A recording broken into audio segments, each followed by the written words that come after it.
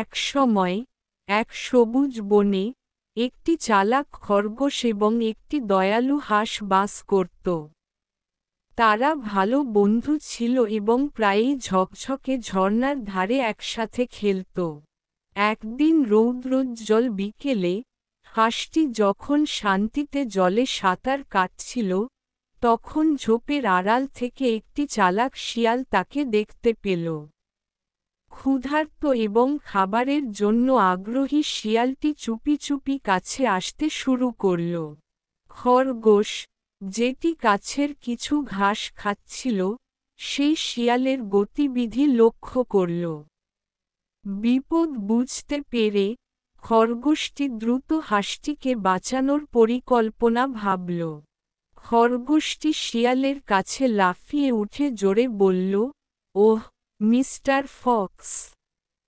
আমি এইমাত্র একটি হরিণকে তৃণভূমির দিকে যেতে দেখলাম। তোমার এটি ধরা উচিত, এটি এই ছোট্ট হাঁসের চেয়ে অনেক বড় এবং সুস্বাদু। শেয়াল আরও বড় খাবারের কথা ভেবে থেমে গেল। তুমি হরিণটিকে ঠিক কোথায় দেখেছ? শিয়াল জিজ্ঞাসা করল। ওই গাছগুলির ঠিক পাশ দিয়ে, খরগোশটি বিপরীত দিকে ইঙ্গিত করে উত্তর দিল। লোভী শিয়াল তৎক্ষণাৎ হরিণটিকে ধরার আশায় দৌড়ে গেল। ইতিমধ্যে খরগোশটি হাঁসের কাছে ছুটে গেল এবং বলল, তাড়াতাড়ি, নদীর ওপারে সাঁতার কেটে লুকিয়ে পড়। হাঁসটি খরগোশকে ধন্যবাদ জানালো এবং দ্রুত সাঁতার কেটে নিরাপদ স্থানে চলে গেল।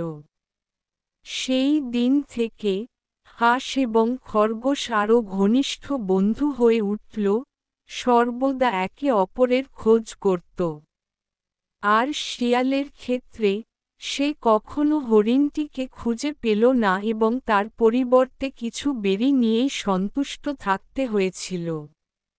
গল্পের নীতি: প্রকৃত বন্ধুরা সবসময় প্রয়োজনের সময় একে অপরকে রক্ষা করে এবং সমর্থন করে।